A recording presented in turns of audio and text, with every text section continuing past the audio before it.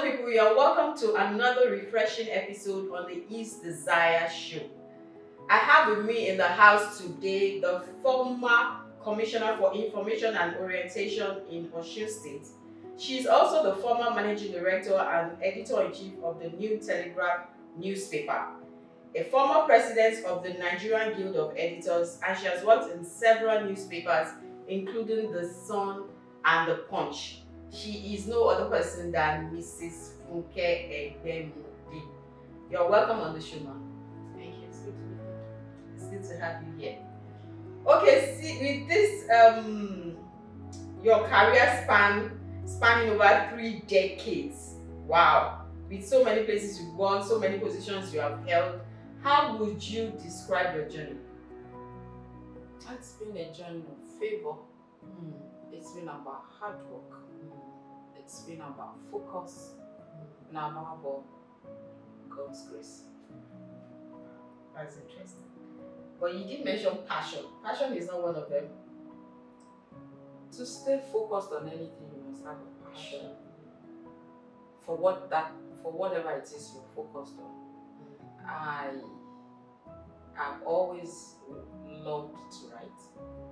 I've always loved to express myself with words, and I was exposed to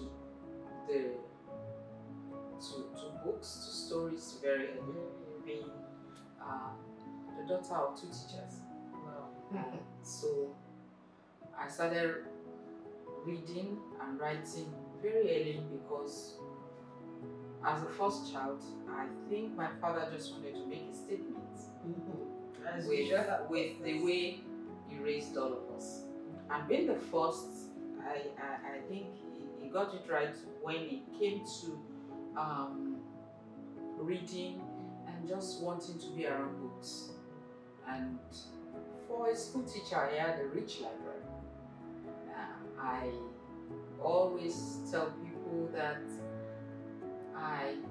my first exposure to books was to the Ladybird series.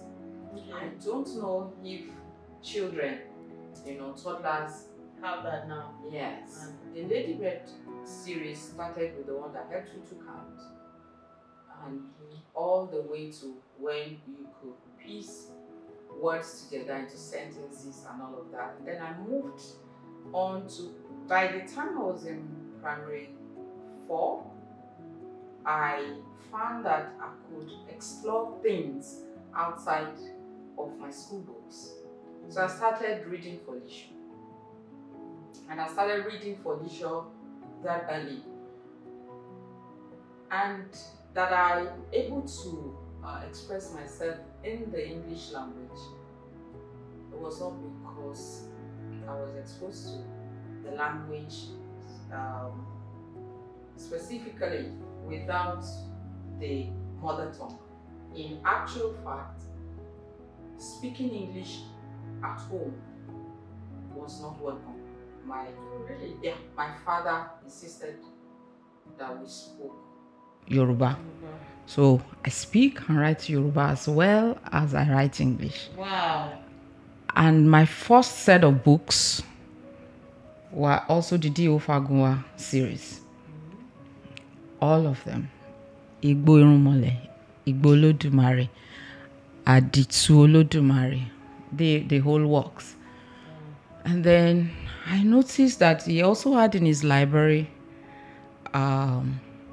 the simplified editions of Charles Dickens, David Copperfield, and the rest of them.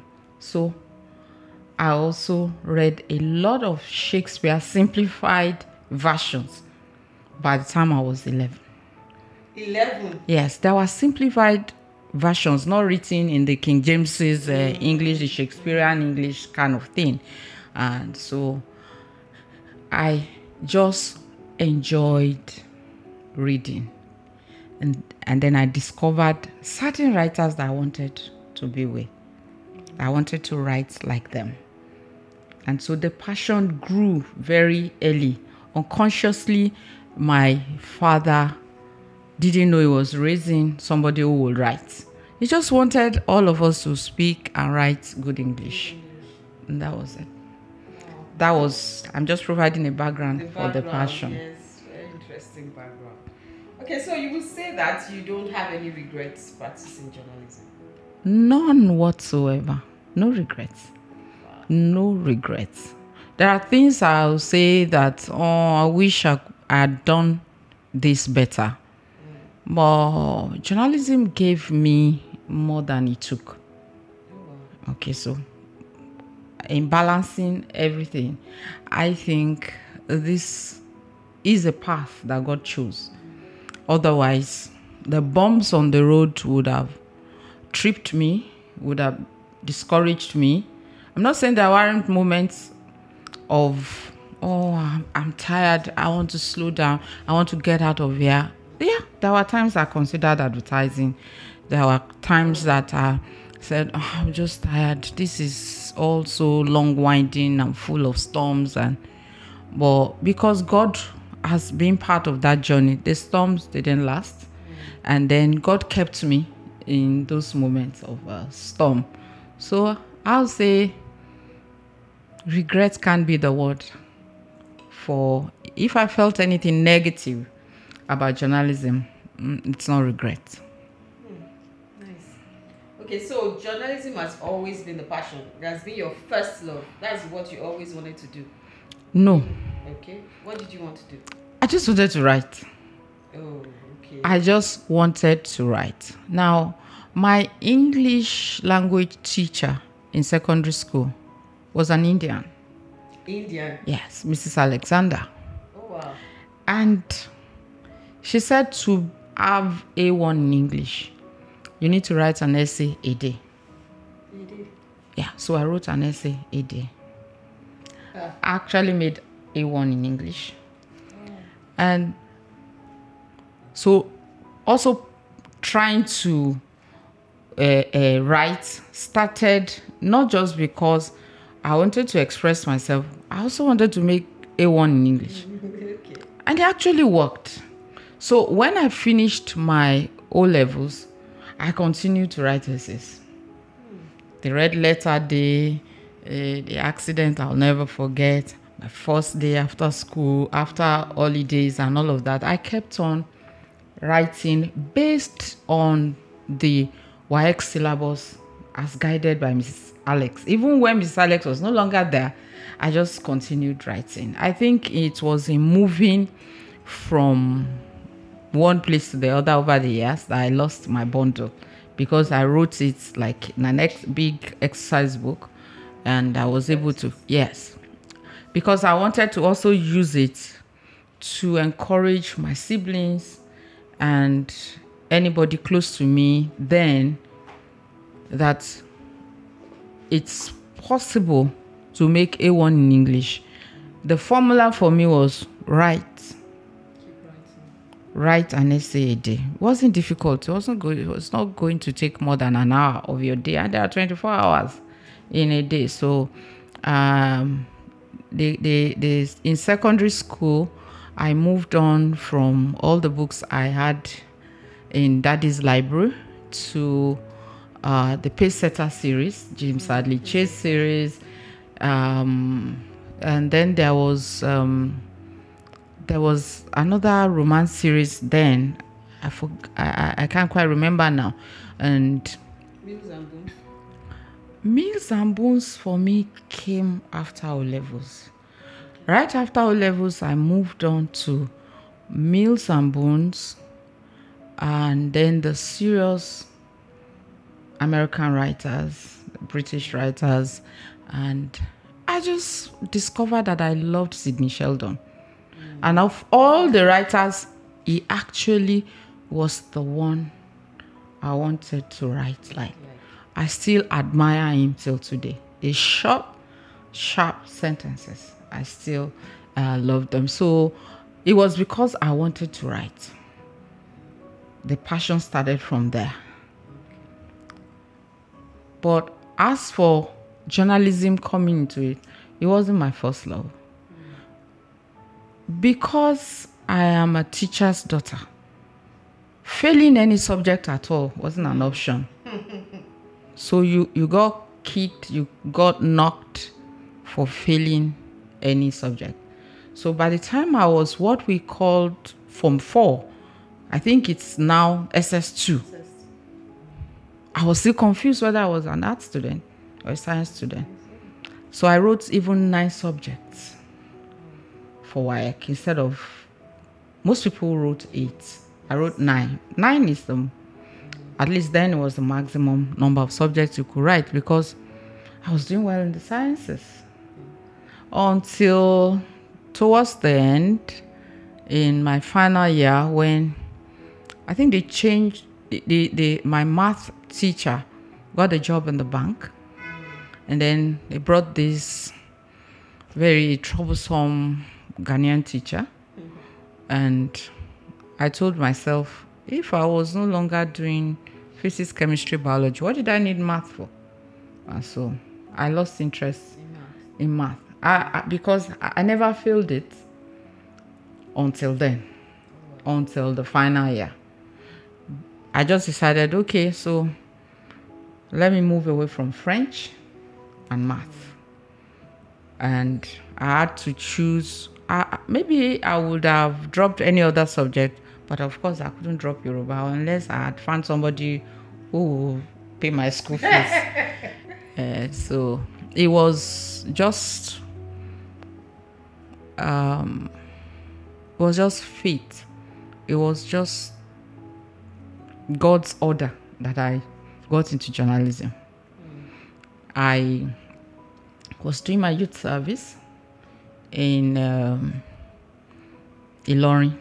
I served at Ilorin. I was a nurse tutor at the School of Nursing and then later in the School of Midwifery.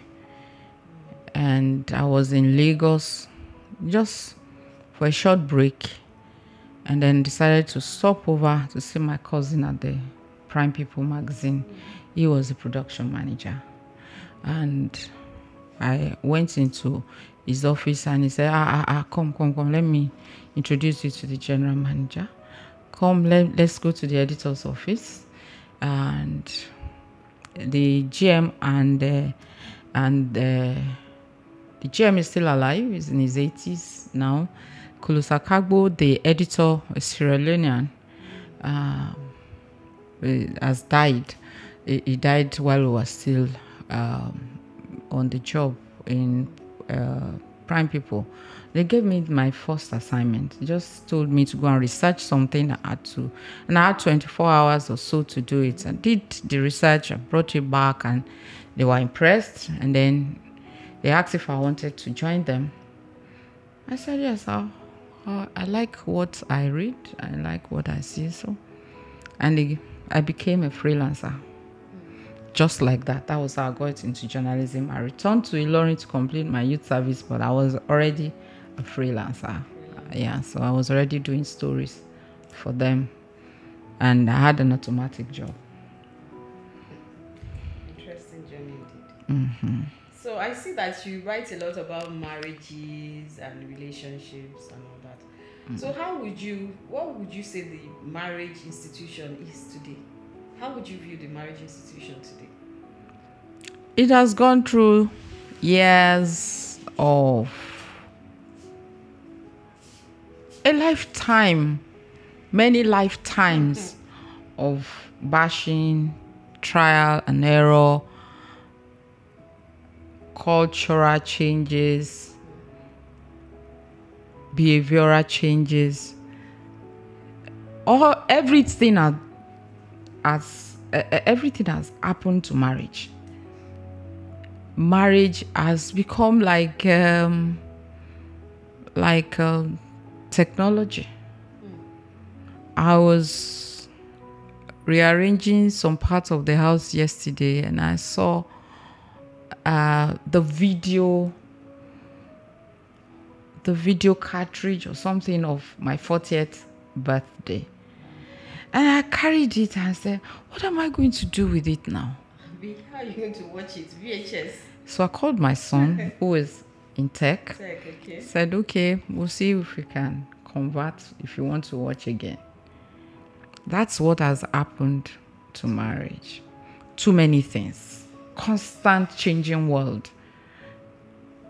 Forcing itself to constantly change marriage. What was marriage in the Garden of Eden is not what marriage is today. So everything has happened to marriage, just the way we used to have album,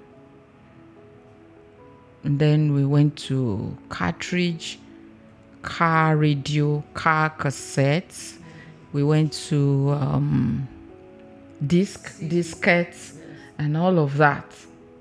That's the way, when you pass by some places, for people like me, when I see signages of something that has rank zeros in it, rank zeros used to be huge. But what was rank zeros doing that you and I can't do now in this studio? So marriage has changed. Depends on which part of it we want to talk about. I mean, it's been a lifetime, many lifetimes of change. Yeah. But would you say that it's still serving its purpose? Marriage has a purpose, and does not matter how we look at it. We can rearrange our focus. We can rearrange our priorities. The gap for marriage will always be there. It was created for companionship. God created it for companionship. Trust me, man was not created to be alone. I understand that. And for as long as a man or a woman doesn't have a constant companion, certain things will be missing, certain things will go wrong. Yes. I stand to be corrected. But that's the way I see it. You cannot buy companionship in the most expensive retail shop. You cannot manufacture companionship. You can't wish it away. Everybody needs somebody else. Yeah. To complete you, to complete your journey, to complete your point of view. You'll be shocked that you can talk about coffee, you can talk about biscuits in a different way if you're talking about it with somebody else.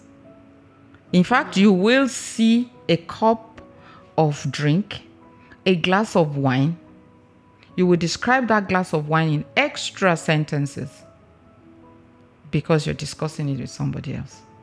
We all need that companionship, and marriage provides it in whatever form you find it. It's cobbled together. Companionship is something that marriage brings, that will always leave a gap, a gaping hole when it is missing in anybody.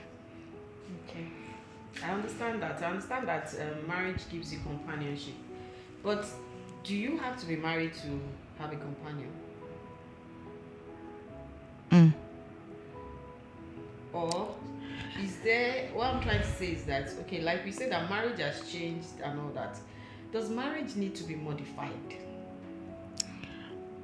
Apart from being a woman, even if I'm a modern woman, I'm still a Christian. I still believe that marriage is a Christian institution. Because that's the way I was raised. It's a Christian institution. I will continue to advocate that marriage remain marriage. And for as long as the two people involved, or three people, or four people, polygamy is a reality of our situation. As long as the people... Of our situation. I think it was even on from Bible days. No. Today, we are now coming from another lifetime of thinking marriage is for two people. The society, the church made us believe that there is something called white wedding. Although I've tried to search for white wedding in the Bible, I haven't found where it is. Neither have I. But in Redeemed Christian Church of God, where I'm a member, you are still not married, even if you have one white, until you have done traditional marriage. If you don't have the consent of your parents, yes. if the two families are still have not given their blessings the traditional way, you're still not married. So white wedding, that's the real marriage. yes, white wedding, everything, we're just coming out of it and considering polygamy. So for as long as the people involved in this institution are not on the same page about why they are in marriage, there will be trouble. Most of the time, the people involved in marriage are not on the same page as to why they are there, what they want. They're not honest from the get-go. We're seeing it everywhere. You just find out that, for me, the problem is somebody who is going to Onitsha is on the same bus with the person going to Oyo. And there's no way there won't be clash on that journey. Because the two of them are going to try to tell the driver or grab the steering wheel from each other. I think it's just about the people involved being honest about why they're there and being determined to make it work. Unless you are determined to make a marriage work. It does not want to work. I like that. It does not want to work. No, because because it's hard work. It is hard work. I also think that a lot of people get into marriage for the wrong reasons, especially now. Tell me about it. Especially now, everybody is in a rush. Would I call it a rush, or they are desperate for certain titles and positions, and then a woman is made to feel like she's not complete except she's married or except you've attained that status. So some people just get into marriage just to be called a missus. I think it is people my generation that can complain about wanting the title. The Gen Zs. No, Gen Zs definitely. Those they are in a different species. Yeah. I even begging them to get married. They even get married. And the ones who want to marry, even in every generation, in every age bracket, people have always married for the wrong reasons. It's not new to 2001 or 2024. Too many of us pick our partners for all kinds of different reasons. It still comes back to, can we just be honest while we're boarding this bus? Are we headed in the same direction? Do we want to do the same thing on this journey? Are we going to stop over somewhere to have lunch? Are we going to shop while we're on this journey? Just be honest. And then there are those, these days you find, okay, before I get to these days, you find also those who marry because they think marriage solves problems. Yes. Or it's a solution to the challenges they're facing. Exactly. What will the society say if I don't get married? A friend of mine, I'll never forget, I said, we're gisting on the phone, and I said, I don't know what the society will say if I do this thing. He said, I can't tell you what the society will say. Now, I became very attentive. I thought he was going to tell me something very profound. It proved to be profound because I've not forgotten. I think he told me this on phone around 2009 or 2010, and I've not forgotten. He said, Funke, when it's about midnight, turn off everything that has noise in your house. Make sure you are the only one there. So I was listening. And then he said, when you are sure that everywhere is quiet, then call out society. Society. Let's have a talk. Then society will tell you what you need to hear. Because there's nobody called society. The point was, I will still be alone when everything is quiet. when I need Good point. peace, I will still be alone. The decision is still Yes. mine. Yeah. So if you marry because you have landlord issues, that I'm tired of looking for rent every year. You're just looking for a landlord. What you need is a landlord that will not collect salary. You do not need a husband. Exactly. And when you find a husband, along with you are no longer paying rent, I hope you also know that having a husband comes with its own challenges. Exactly. Marriage comes, demands. yes, marriage comes with challenges you had never heard of. You are never seen. Most of the time, challenges that you're not prepared for. So you cannot marry because you want to solve rent issues. You want the society not to say something. You want to make other people happy. Your family, for instance. Why your should parents. everybody be happy if you are going to be miserable? They have no right. So I'll say, don't marry for the wrong reasons. Today's kids, I'm engaged. The ring thing, the hype. the proposal thing. They make the proposal these days feel like it's very important. The photo shoot, engagement photo shoot, pre-wedding photo shoot, after-wedding photo shoot, pregnancy photo shoot. Everything is about being in everybody's face. Yes, yes. And when the people in whose faces you're flaunting stuff have gone, it will remain you and your thoughts, Definitely. the quietness where society won't answer. It is still about you. And then when I attend weddings, the only part that I enjoy is the solemnization.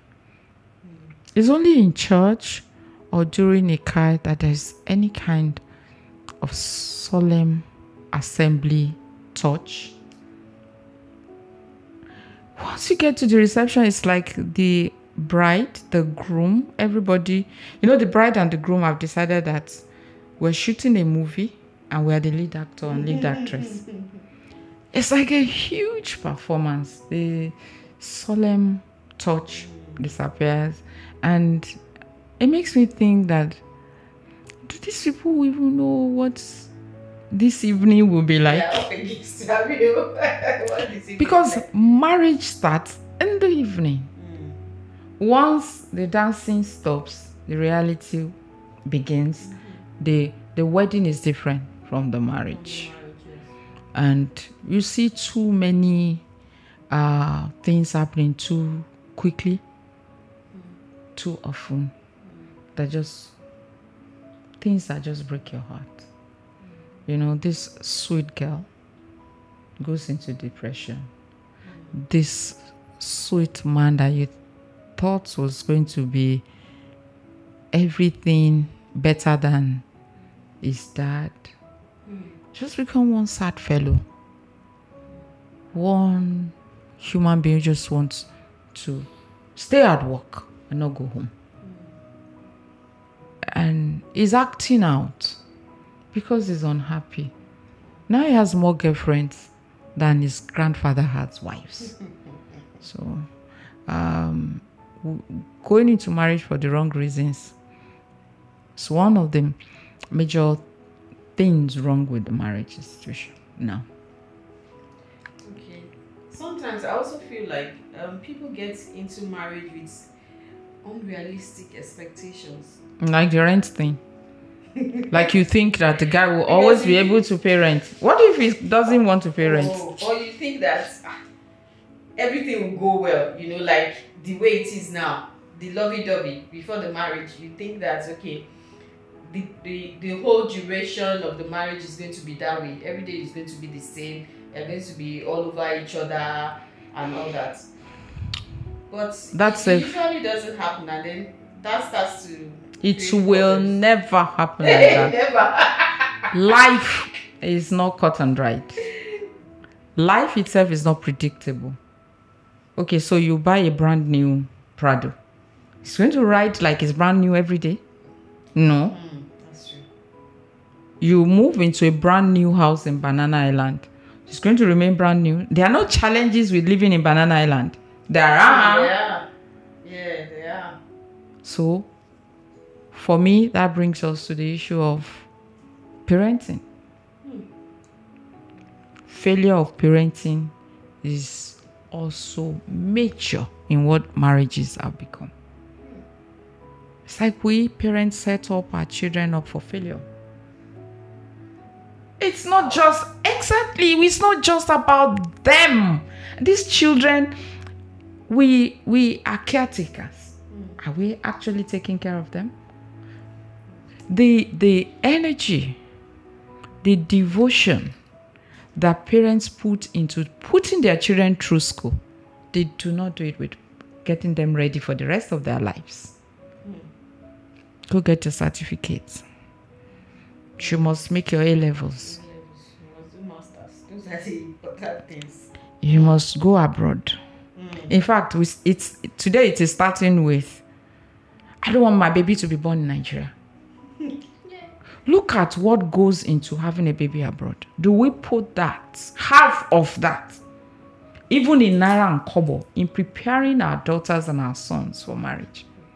Failed parents, I keep saying it, that there should be a failed parents tribunal. They should drag all of us there. Let's go and explain how we raise, how we end up with kids that are like this. Because they didn't raise themselves. They didn't raise themselves, but then you know the parents too. How do I put it? We are all in this parenting thing for the first time. No one has been a parent before. Someone raised you. He also. They were doing it for the first time. Do we? The right values have always been there. Yeah, the right Are values. we inculcating the right values into them? Are we letting them realize that it's a changing world and that their fathers married us for a reason? Those reasons have changed. So the reason my son will marry his wife is also different. Because the world has changed, have you prepared your boy to become a man? To become the head of the family? To become the priest of his family? A man who does not pray, does not go to church, does not go to the mosque, if that is the way he was raised, you cannot blame his wife for his failings. Somebody raised him that way. I believe that parents are not doing enough. I believe so. And I have tons of examples of failed parents. I mean, take an instance. When a man sends his wife to have a baby abroad, or they'll put money together to have a baby in Canada, they will either have a male child or a female child, or have twins. When these children are also going to school, your daughter will have either a male or a female sitting beside her. And when they're writing A-levels, your son will see there are a lot of girls in the exam hall. So he goes to medical school, sees that it's not a school for boys. There are also girls there. So have you prepared your son that he can't find a wife who will cook for him 3 times? Have you prepared your daughter for life as a wife and as a mother and as a female engineer? Have you told her what it means? Or your son just goes into marriage because mommy always cooks, his wife must cook? When all his friends were marrying those who were close at 2 o'clock, he chose a chemical engineer. That comes with a different set of arrangement. So I think that parents are not doing enough to prepare their children. He's cheating on me. It's some sing-song. I don't want to go too much into that. But it's because sometimes, in fact, almost every time, we do not even sit our children down and explain cheating. How? I put it on my Facebook a few days ago and said, if a woman has not did not in maybe 10 years, 17 years, no sexual relations with any other man but her husband, but has built 2 houses without telling her husband, is she still faithful? No, she's not. She's cheating. Because faithfulness is not just about physical nakedness. What you have done is also cheated on your husband. Okay, people replied and said there are reasons why women hide their fortunes from their husband. Yes. And that is another topic. How did mommy raise Oga that whose wife cannot tell that she has property? Everything is interwoven. Parenting, we must take parenting more seriously than, oh, my son made the first class in law school. Okay. Did you see the number of people who made first class? It's not huge. It's not huge. You have to burst the bubbles of most parents. No, we are not doing enough. I'm also a parent. I agree with you. That's true. We are not doing enough. But I also want to say that, some of these parents themselves, they are not having the best of marriages as well. There are even some that are single parents. So how do you explain that? Because as a single parent, you only do the best that you can. No. You will do exactly what the Lord commands you to do. Which is? To be a full-time caretaker of your children. Okay. Let's say... And you lose those children by the time they are 13. It's not when they are 16 and 25. That you now want exactly. You have to start... By the time your child is 14, the battle is almost lost. Yes, I agree. In Yoruba, I say, Omo ti o beru e at age 14. You can't make him prostrate at 25. Oh. He doesn't know what reverence is. He doesn't know what respect is. It goes beyond sir. I didn't raise my children, for instance, to say sir or ma. When I call you, say yes, mommy, or you say yes, daddy. Because yes, sir, or anything. That's the way I was raised. But for me, it's about respect, but it should also be about bonding. Yes, mommy is more about bonding with your mom than the sir. But your child must still know that when you're coming in, he cannot continue to sit in the same chair with newspapers thrown on the floor and they throw pillows also on the floor. He must be afraid to let you find the living room dirty. That your marriage failed is reason enough for you to raise children whose marriages won't fail. Because now you have practical experience of happy marriage and then sadness when it failed. You've learned something that those who are still married probably haven't learned. But in marriage, and especially with raising children, there's the place of the mother and there's the place of the father. So in a situation where the father is not on the scene, would there not always be a void?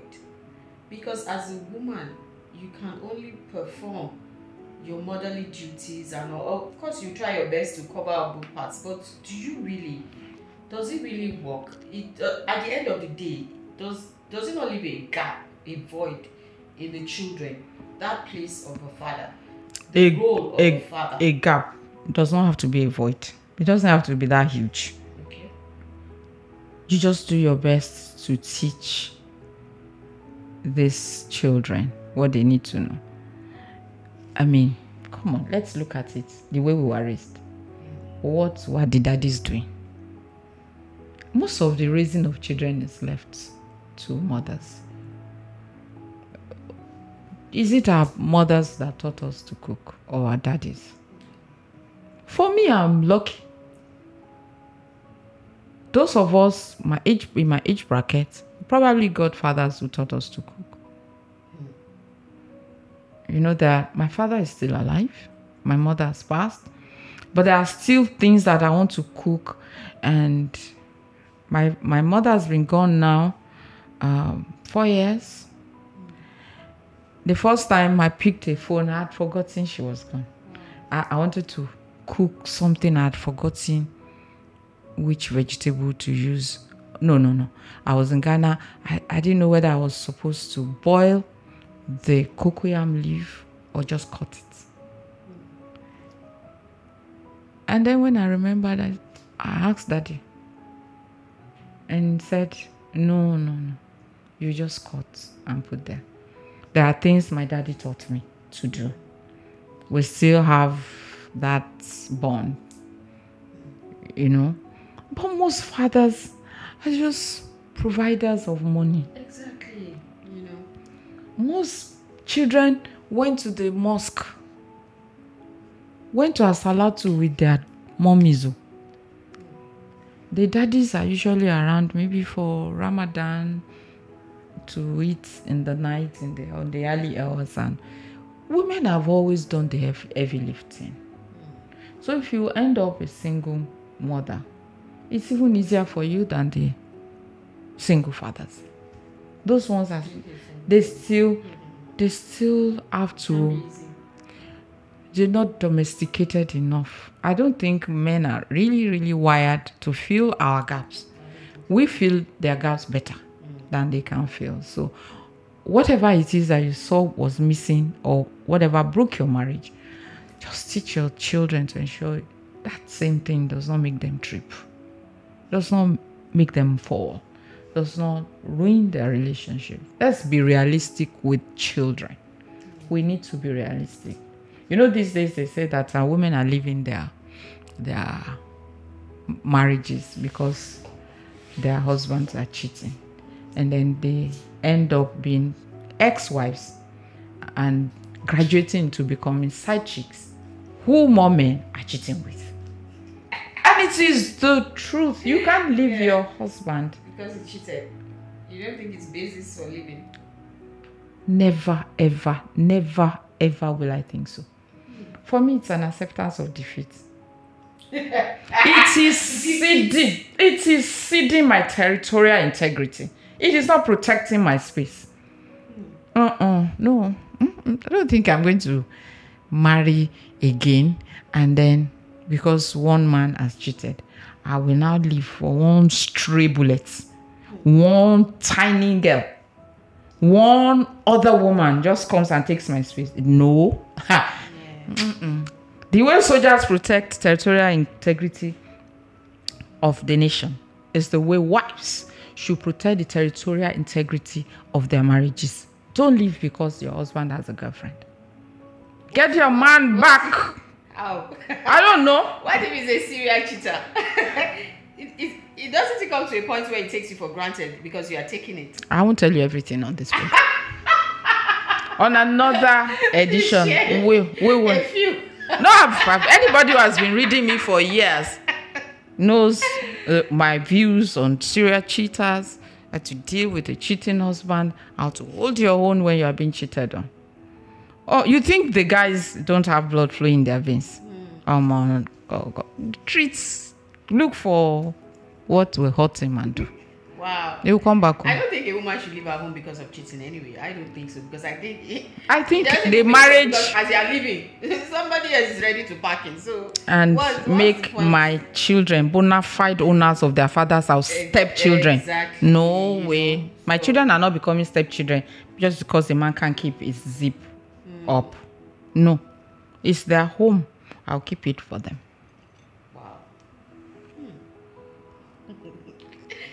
Another topic.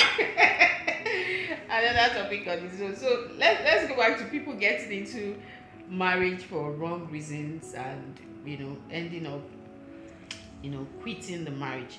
And I've realized these days that sometimes it's not even just how long, because I've heard of situations where people are married for long and you think because when you hear that someone's been married for 20 years and they're divorced, yes, you feel like I want you got that they got it right, and then you just hear that they divorced. You be wondering like, why would you stay with someone for so long and then divorce the person? Like, So what have you been doing all this while? Well, I think it was that Saturday I wrote about when marriage becomes life-threatening.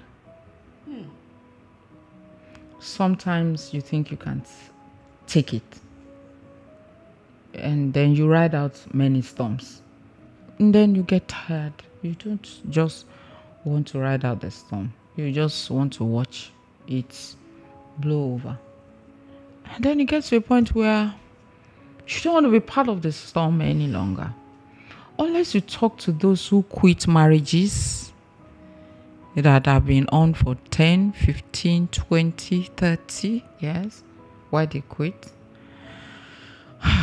you will never fully understand, because you cannot use the manual of a Toyota to drive a Mercedes-Benz.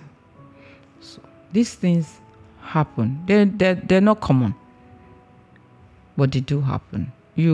It's not common to find somebody who's been married for 20 years, 30 years, calling it quits. It's not common, but they happen. It's not a common thing, because the Yorubas will say that when a woman has been a wife for too long, she's a witch.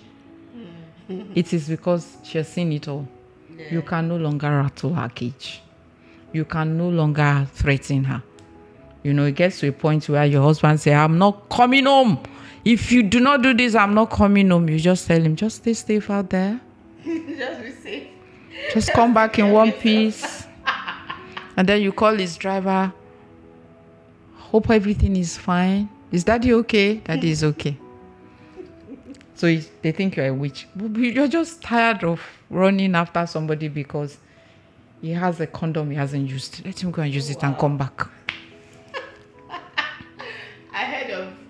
Recently I heard of a man who divorced his wife after their last child got married.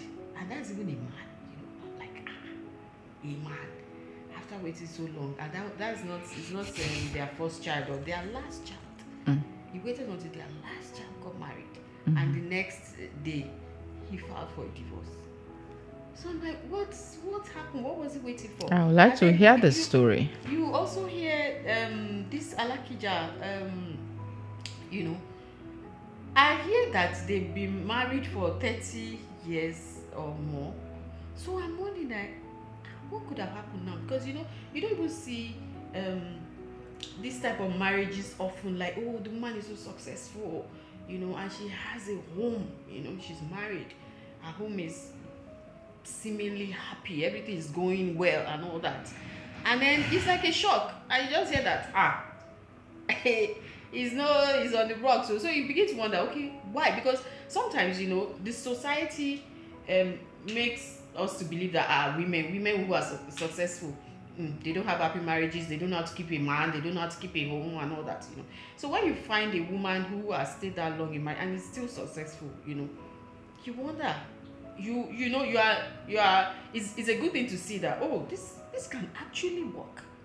It does actually work. But then wake up. You cannot focus on the ones that didn't work. You can't focus on the ones that didn't work. Because if two people have been married for 20 years, 25 years, 30 years, decide to part ways, you need to listen to them. They are a book. That marriage must be an entire book.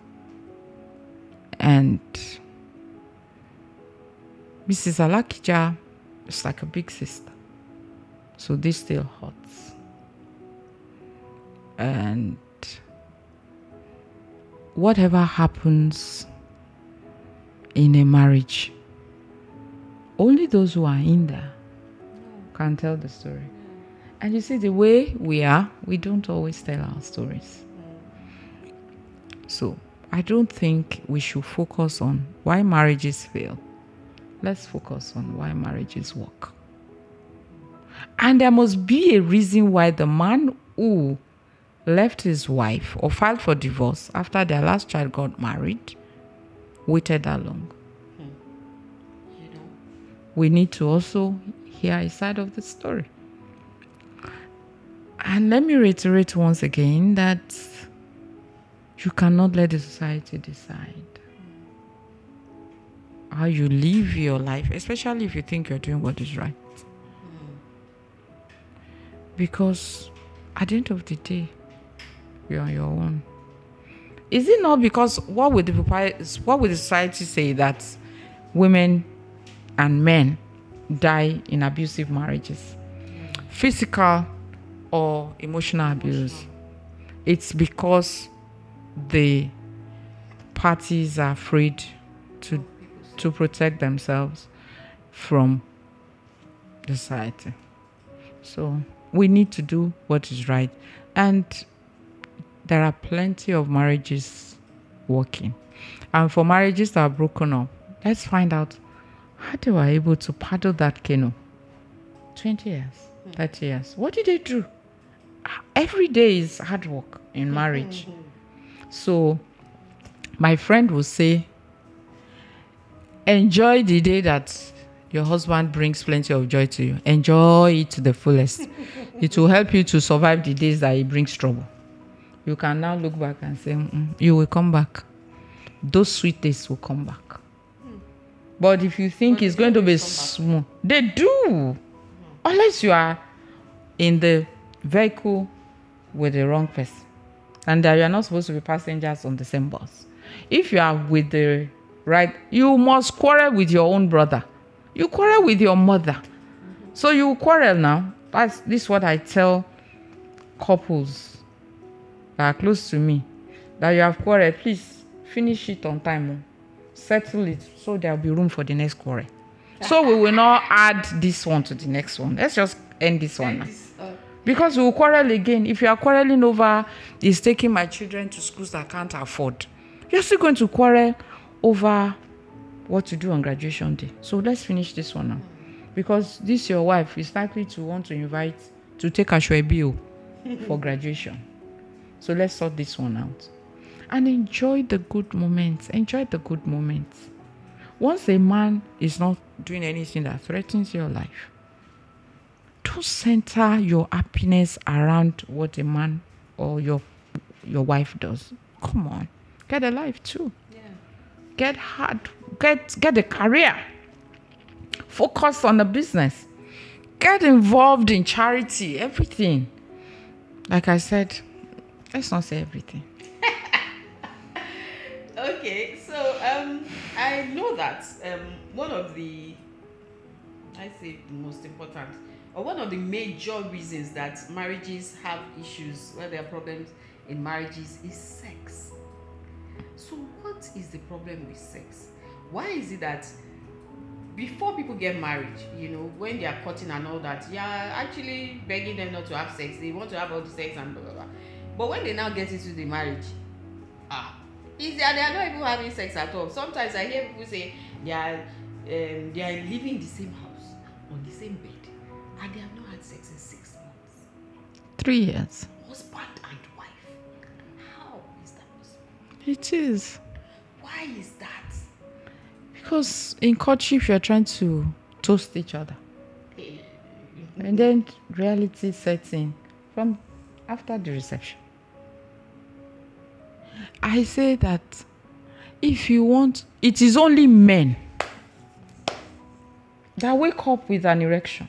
Yes, so I've always said that. Women do not wake up with sexual arousal. At all. Please. You're waking up and you're like, oh God, the alarm just went off. It's 5 a.m. Oh, I wish. Things you have to do. Yes, you need to go and get the kids out of bed, and they don't want to get out of bed. And it is at that time that bros is rubbing your back. Exactly. And you are like, are you okay at all? Is everything okay? Do you think this thing is food? Please. And then it takes offense. So you have to sort that fight out, because that fight, you will fight it again. You will. Sex should be used to cement relationships. In marriage, it should be a weapon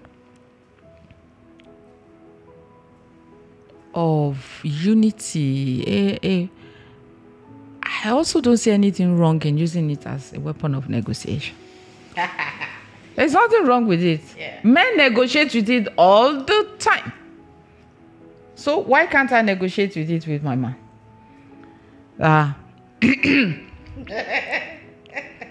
What exactly do you want? How exactly do you want it? If you have good behavior, you get the 5-star treatment. But these attitudes since morning, 1 star. Wham, bam, thanks, ma'am. You're done. You can turn it into fun, into a joke, into a... But men don't know that women are not physical.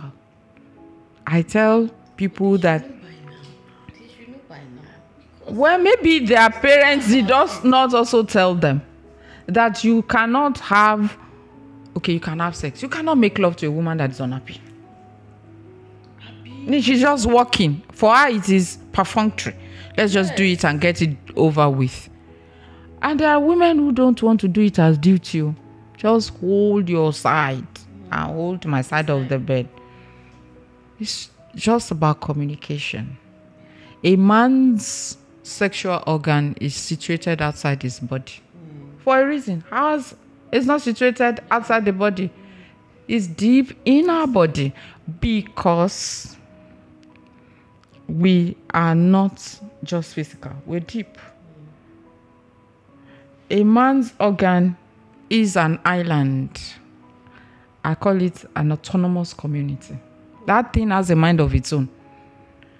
Our own, we have to think about whether we are happy or we're not happy.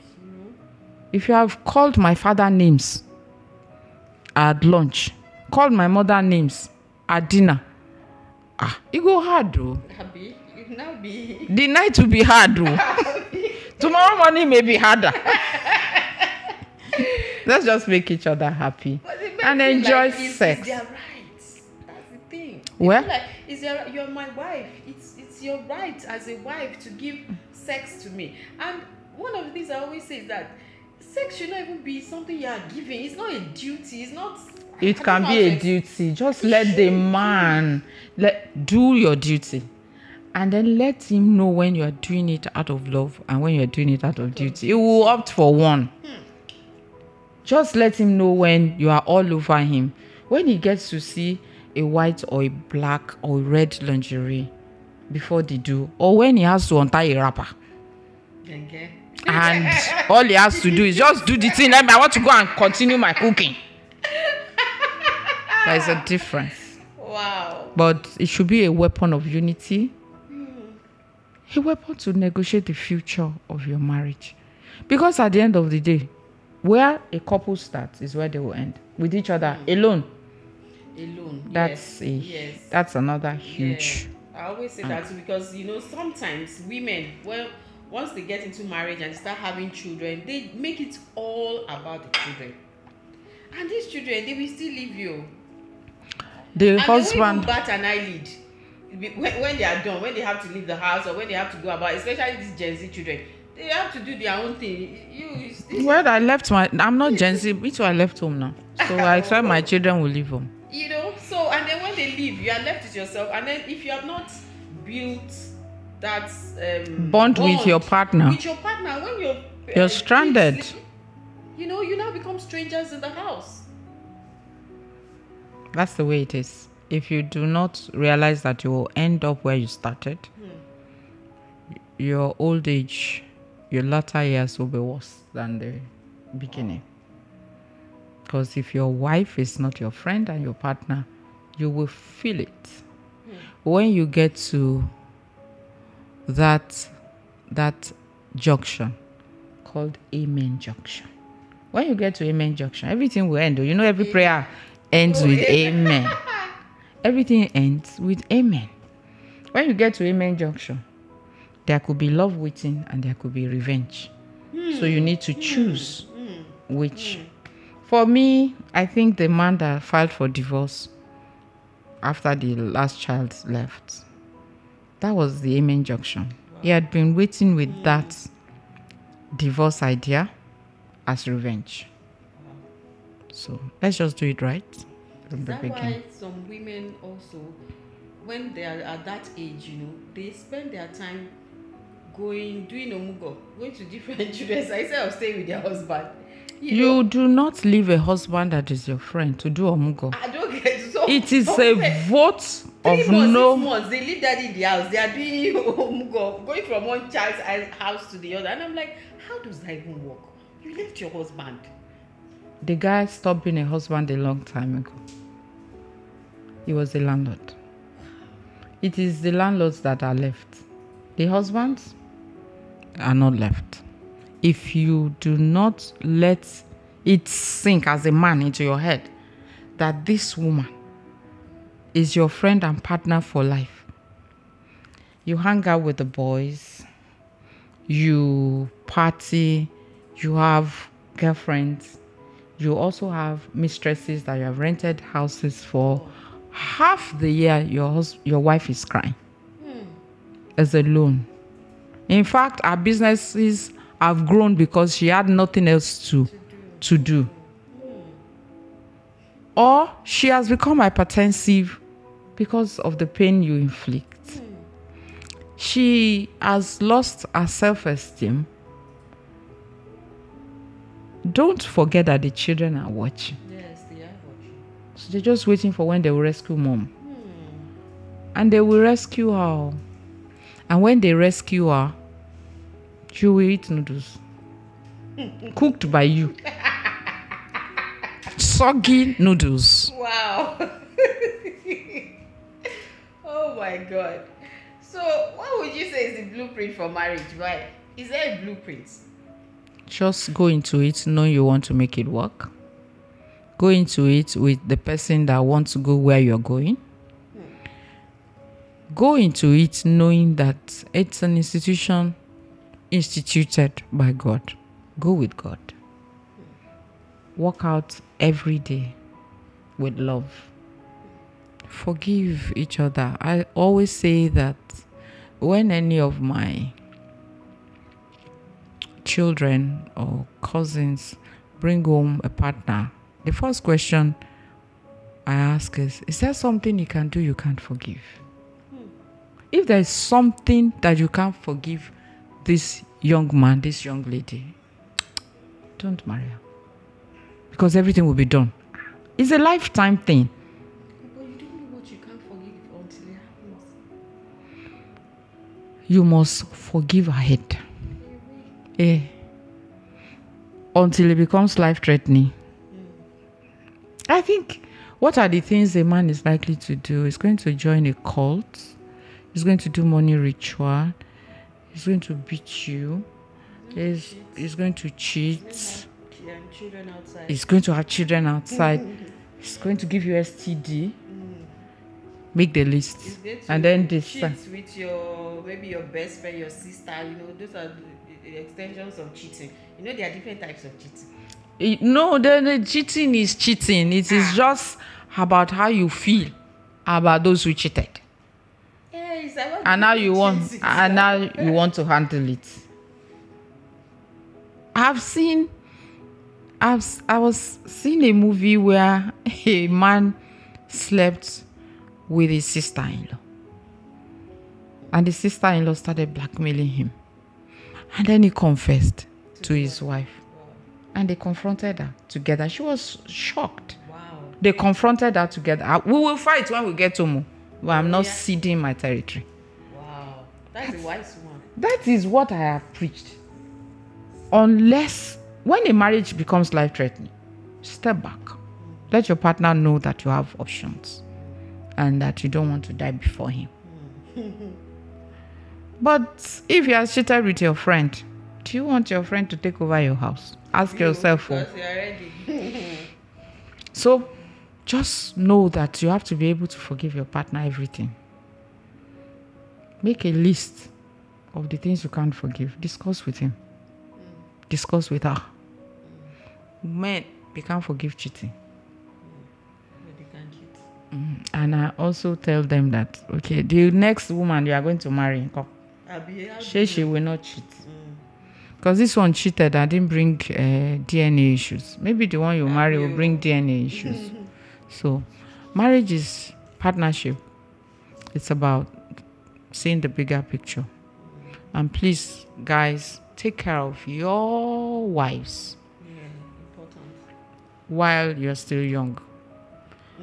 Or the children will rescue her. And then you will have to eat that soggy noodles. I also know, lastly, that, people change. People change. They've said that change is a constant thing. So I know that people change. So even in a marriage, especially the long-term marriages, people who have been in marriages for a longer time, I know that your partner is bound to change. We all do. So how do you navigate that? Because you can say that, oh, when I married you, you were not like this. Or when I married you, you like chicken.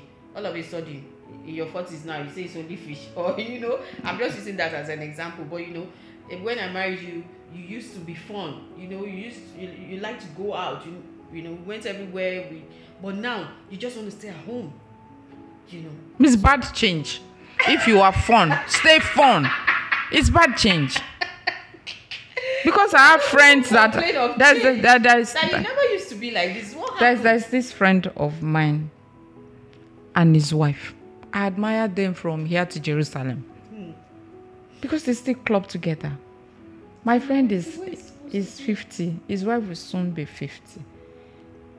And when you meet them at events, they don't look like they have children that are all undergraduates. If she's wearing mini, and he's wearing these sharp suits. Sportish, everything is fine. If that is how your husband married you, and that is what he likes, please, can you just improve on it? Don't regress. Please, exactly. Don't regress now. If your wife likes you without pot belly, please check the pot belly. Check the pot belly, because you will now complain that she's sleeping with her back to you and she's focusing more on work. We also have complaints too. Exactly. Yeah, we also have complaints. So people, you have heard it all. To have a successful marriage, you have to keep communication alive, and you also have to get into marriage for the right reasons. And men, please love your wives, unless you'll be eating soggy noodles in your old age, and I'm sure you don't want that.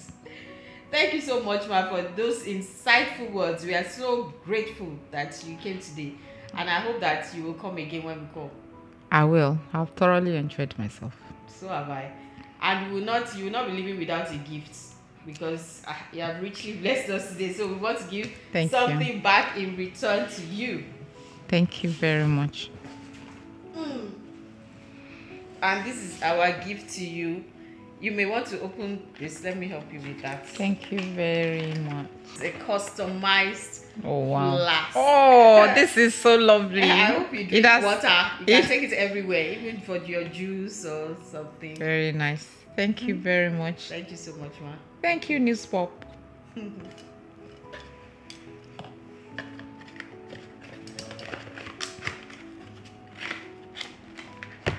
So if you have enjoyed the show today like I have, why don't you click the like button and also subscribe so that you can get notifications for our future videos.